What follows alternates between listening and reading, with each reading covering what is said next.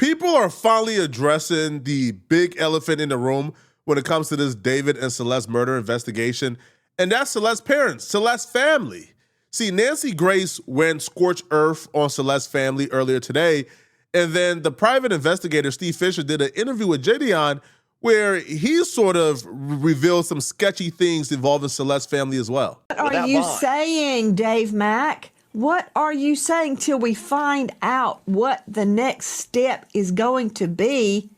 The next step is an indictment. That's the next step. The long dead body of this little girl found in D4vd David Anthony Burke's Tesla, found one day after she would have turned 15. She was just 13 years old in the 7th grade when her family reported her missing. She was with D4vd, and after that, they never said another word. Nothing. Where have they been all this time? Why are we the only ones banging the drum, demanding justice? Brian Fitzgibbons, this is very odd behavior on the parents' part. Never issuing a public plea, never thanking the LAPD for finding their girl, never demanding justice. I'd be laying on the front steps of the courthouse screaming for justice. Nothing. Radio silent. And now an indictment is set to go down, and they're what? What? Where are they? Yeah, it's incomprehensible, the fact that there hasn't been a large outcry from her family. Fair point, but also unfair. Now, grief come in different ways. People grieve in different ways.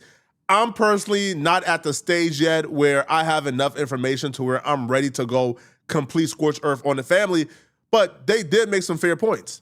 When Celeste's body was first discovered, the mom gave a statement to the police, and the mom says that she had a boyfriend named David. So that would show they was aware of the relationship with Celeste and David. Now, were they aware how old David was? Were they aware? The mom used the term boyfriend. I'm using the term victim. Celeste was David's victim, right? David was Celeste's perpetrator. So I don't consider this a relationship, right? She was groomed. But if the family knew David's age and they knew that Celeste was involved in a relationship with David, lock all of them up.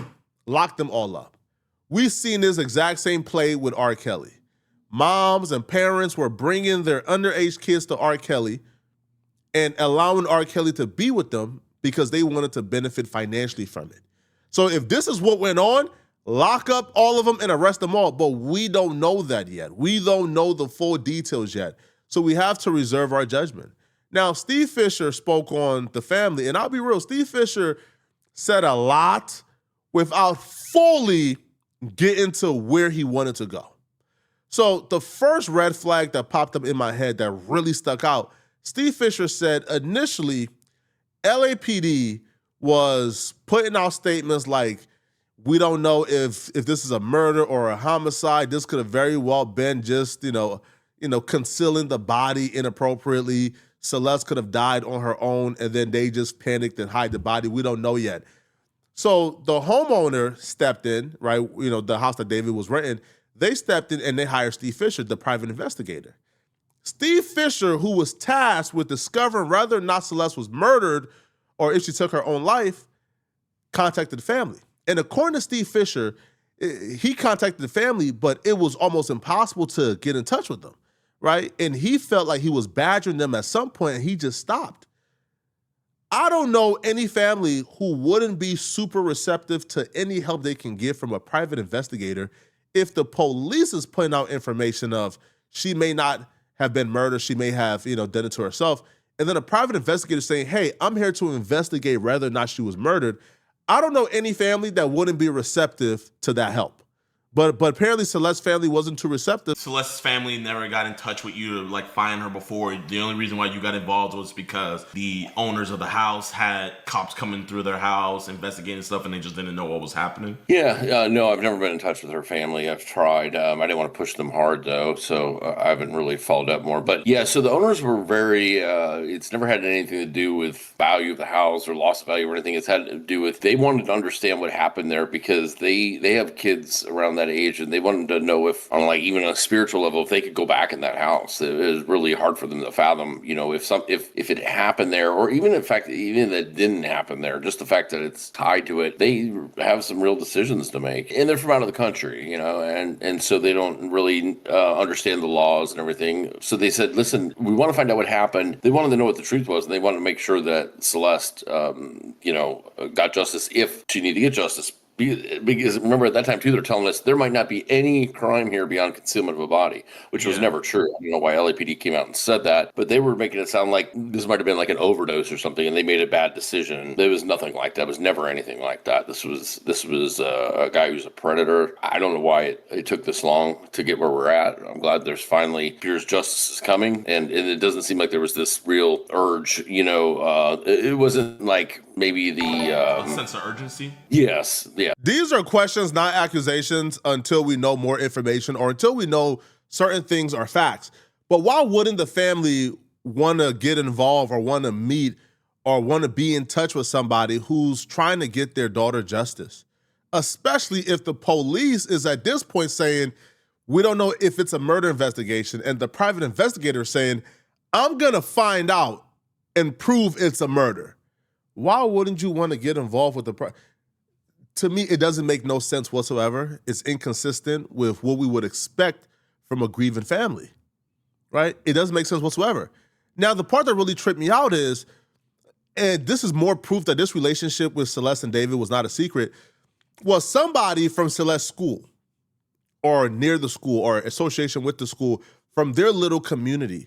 When she first went missing, somebody contacted David's management and let them know, hey, there's rumors that your artist is involved with her being missing. Please return her back to her family. But it was no secret that she was with him. In fact, somebody close to the situation, her family, the school where she was going, wrote his management by email and said, paraphrasing it, there's a rumor that David might be involved in the disappearance of 13-year-old, Celeste Rivas Hernandez. If that's true, please make sure she gets home quickly. And she got home. She arrived the next day. And that email was received by his management company, and they did send it to him. I have proof of that. He was aware of it. So then she arrives back home, but then she runs away again. He was grooming her. He's a predator. This is not the only girl he was involved with that was underage. When Celeste ran away on Valentine's Day, she showed up in the area. Oh, this is the exact same day that they're actually taking possession of the new house that they rented, my client's house. Yes, sir.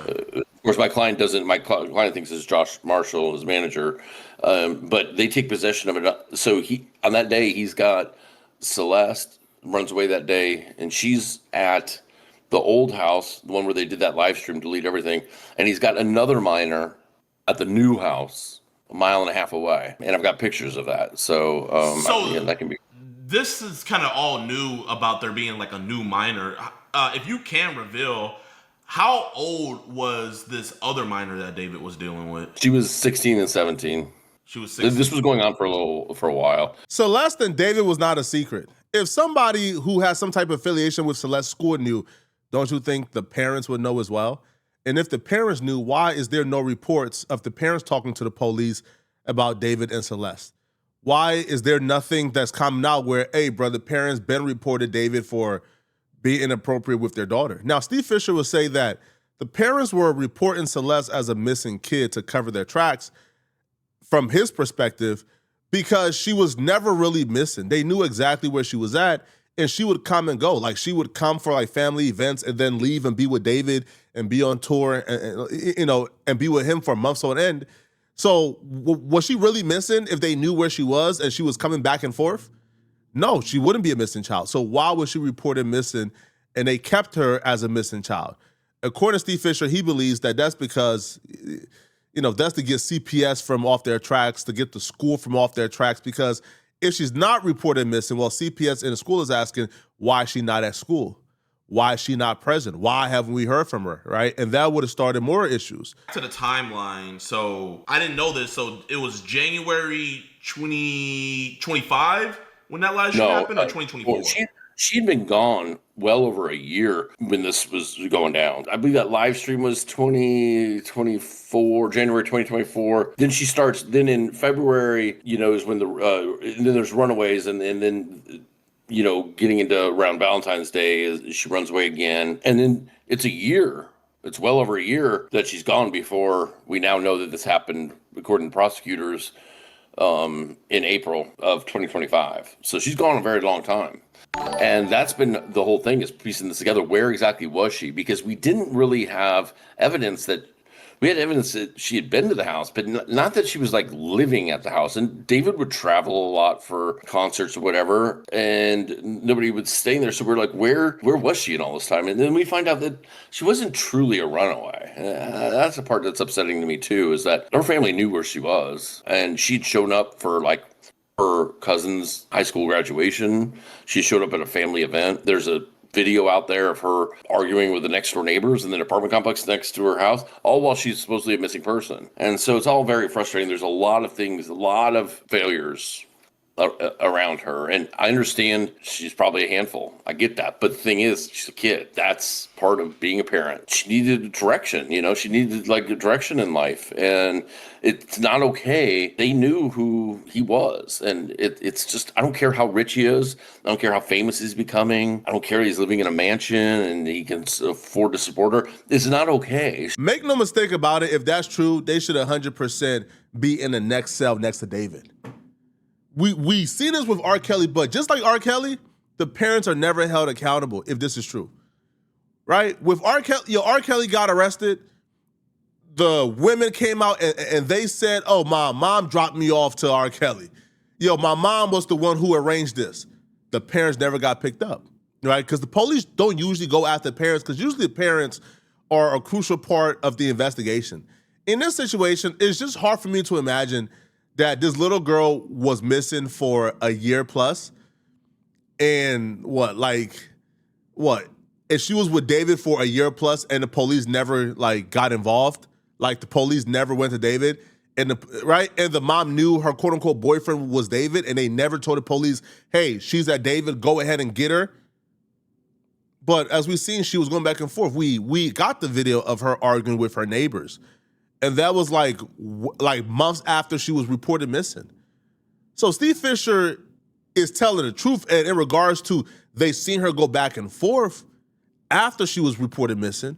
But if they intentionally reported her missing, so the police and the school system and CPS can get off of their tail for her not being at school and doing certain, man, we got to start having some tougher conversations here, man. Listen, I agree. The parents need to be held accountable. I was just about to ask that, because one thing about the parents is, usually they don't always have to say something, you know what I mean? The family has to grieve, but I feel like this is one of those cases where the only statement I know that's out there is that the mother just said that she had a boyfriend named David. That's the only statement from the family that I've ever heard that is verified from them.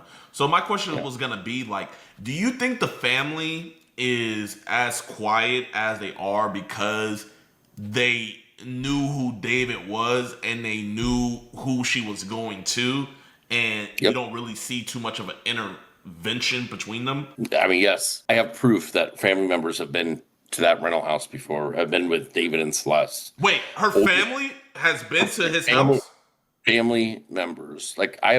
Listen, one of the first things I put down in this case was we know that David and Celeste were at Six Flags on a certain date, and we found a Build-A-Bear certificate from the Build-A-Bear place in Six Flags in her cousin's name at the house. And so it's wait a minute. So she wasn't really missing. You want to know, in my opinion, what the missing persons report was about? It was to cover their ass so CPS didn't come in and say, hey, she's not going to school.